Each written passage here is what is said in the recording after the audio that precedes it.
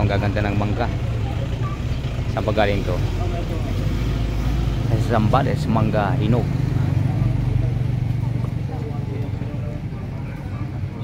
Matamis. 100 ng 1 kilo.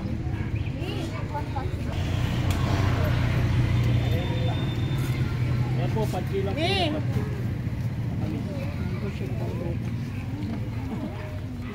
Hanggat hindi maubo, malamig.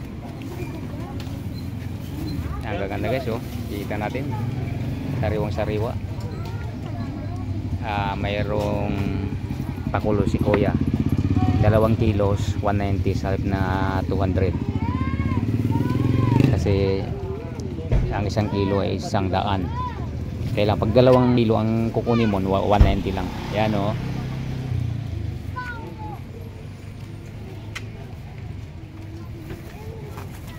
Mangga, matamis. Yan. Ang gaganda ng mga mangga. 130. Sa ano pa lang eh, sa itsura pa lang matamis na. Ay ate, mangga, oh, matamis. Ay, bibili ka rin ng mangga? Sige.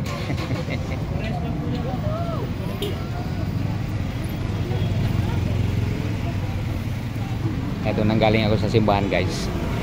Nadaanan ko lang to dito sa daan. Yung mangga na yan.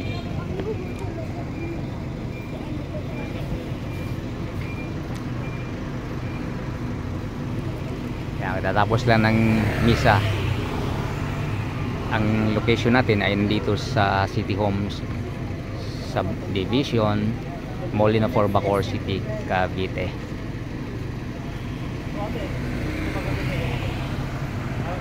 Yan, yan ang simbahan.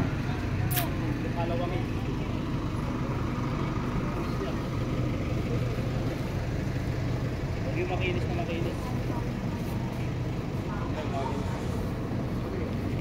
Nakakabinta rin si kuya. Ang dami rin bumili dahil maganda kasi.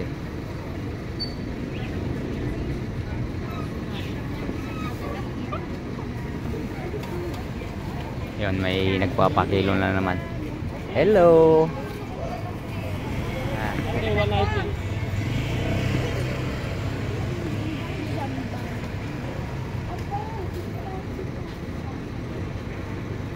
Okay. Ako'y pauwi na rin dahil sa paggabi na. At babalik pa ako sa hanap buhay ko. Pipila uli ako dun sa pilahan ng tricycle. Kung saan yun ang pinagkukunan natin ngayon sa ating pangaraw-araw na pangailangan. Dahil sa wala na tayong hanap buhay. Isang retirado. Wala nang inantay na 15 na katapusan. Kailangan kumahi para mabuhay. Ito ang First Avenue ng aming lugar dito sa City Homes Subdivision. Ayan, dyan sa baba nandiyan ang talipapa.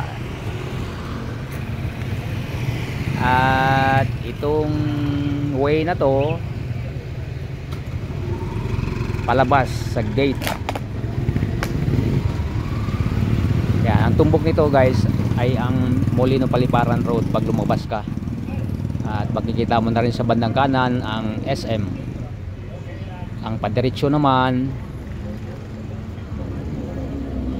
nandiyan ang Vista Mall.